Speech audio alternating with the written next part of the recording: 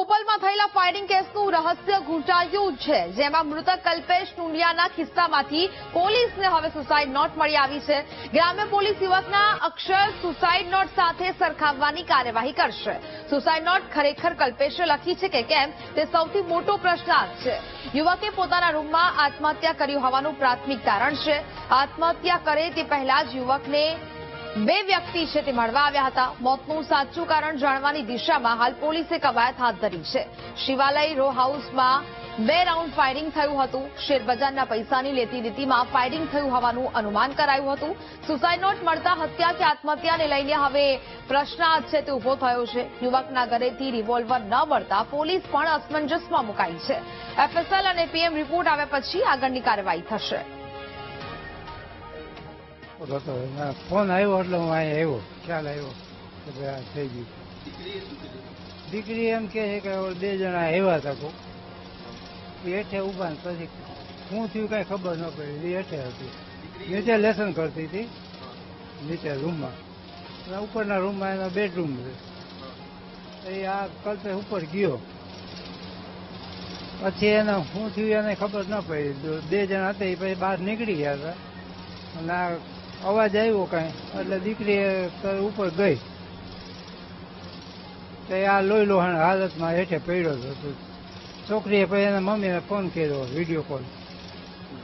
ઓલા 2 જણા હતા એમાંથી 1 જણો આવીને તરત વિડીયો કોલ બંધ કરાવી દીધો અને એ ભાગી ગયા, એ ગભરાઈ ગયા હતું. અમદાવાદના બોપલ વિસ્તારમાં આવેલી શિવાલિંક સોસાયટીમાં ગઈકાલે ઘટના બની હતી, ફાયરિંગની ઘટના બની હતી અને પોલીસે તાત્કાલિક ધોરણે તપાસ હાથ ધરી છે. લગભગ રાત્રે 8:30 વાગ્યાની આસપાસ આ ઘરની અંદર પ્રથમ માળ ઉપર ઘટના બની હતી.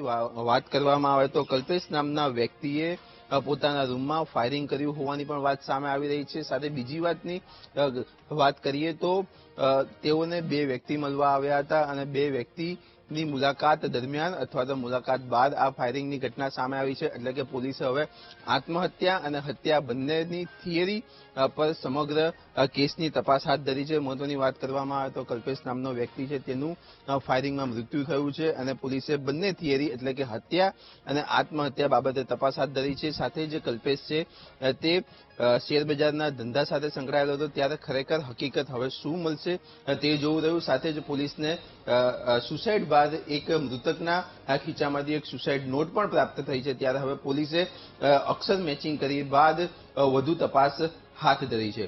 કેમેરામેન મેહુલ રાઠોડ સાથે પાર્થ જાની, વીટીવી ન્યૂઝ, અમદાવાદ.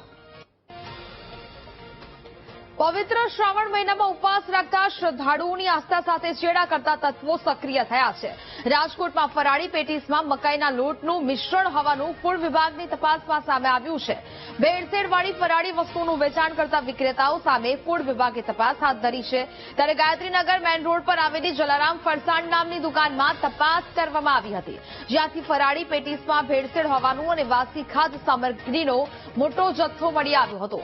અધિકારીઓએ દુકાનમાંથી 85 કિલો વાસી પેટીસ અને 5 કિલો મકાઈના લોટ સહિત 90 કિલો અખાદ્ય જથ્થાનો સ્થળ પર જ નાશ કર્યો હતો. આ ઉપરાંત ફૂડ વિભાગે જલારામ દુકાન માલિકને ફૂડ લાયસન્સ અને સ્વચ્છતા સંબંધિત નિયમોનું પાલન ન કરવા બદલ નોટિસ પાઠવી છે. સંવાદદાતા ભાવેશ ફોનલાઈન પર જોડાયા છે. ભાવેશ, પવિત્ર શ્રાવણ મહિનો ચાલી રહ્યો છે અને હવે શ્રદ્ધાળુઓની આસ્થા સાથે ચેડા કરતા તત્વો સક્રિય થયા છે. શું વિગત? ચોક્કસથી જે પ્રમાણે હાલ શ્રાવણ મહિનો ચાલુ છે